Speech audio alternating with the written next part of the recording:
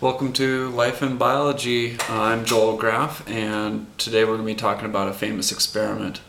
This experiment took 8 years to perform, and the person that did it was a monk named Gregor Mendel.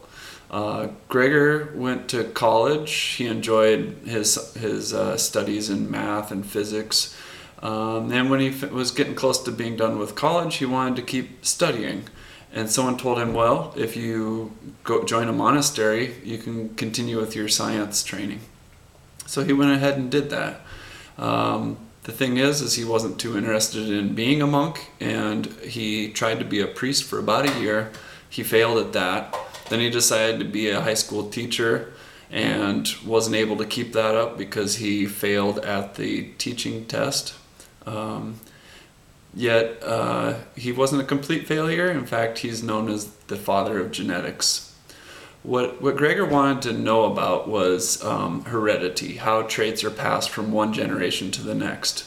Now, because of agriculture, some things about heredity were kind of understood.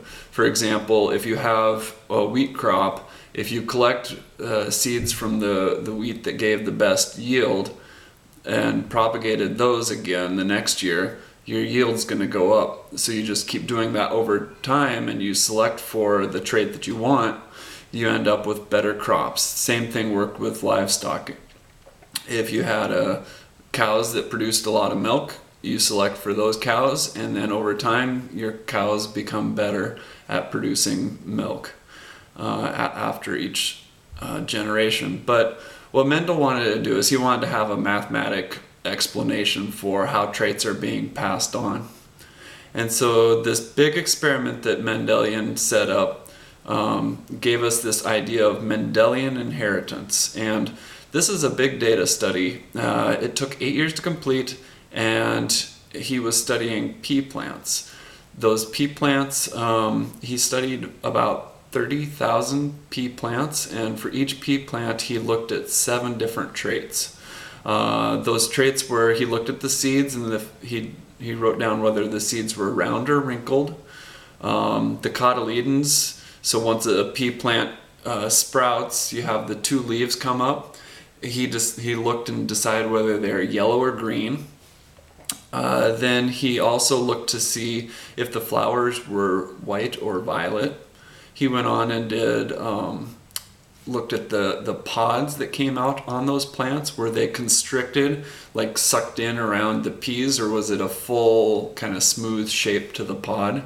He also looked at where the flowers and pods were on the stems. Were they towards the middle of the plant or out at the very tips? And he also did just a tall versus short, with a 6 to 7 inches being the cutoff between short and tall. He collected data on all these plants, and he came up with something called he came up with a way to explain things mathematically. And one of the big things that he was able to do is he was able to explain why 2 parents that have one trait would occasionally have an offspring with a different trait, 25% of the time. This type of genetics can be easier explained with a Punnett square, and we'll get into that a little bit later in another video. But Gregor Mendel, he was almost famous. He was on the right. He is going down the right lines, and he published his work in 1866 for this experiment. However, no one paid attention to it. And 34 years later, the year 1900, 3 different scientists basically set up experiments and came to the same conclusion. And so they were able to reproduce his results. At that point, after doing all the experiments, they went to the literature to make sure no one else had done it before, and realized Gregor Mendel had done all this work. Now, there's a cloud that kind of hangs over the Gregor Mendel data, and it's that people were wondering whether he falsified his data.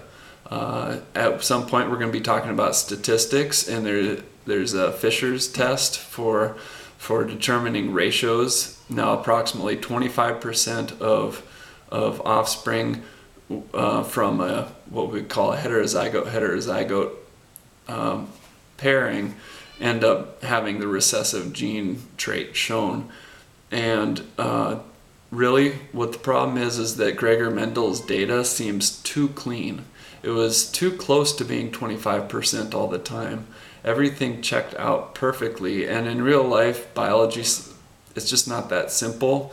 And so they think that he understood the data and ended up coming up with data that looked better than it really was or really could be in life. Anyway, that's the story of Gregor Mendel. We'll come back with another story of a famous science experiment soon. Thanks.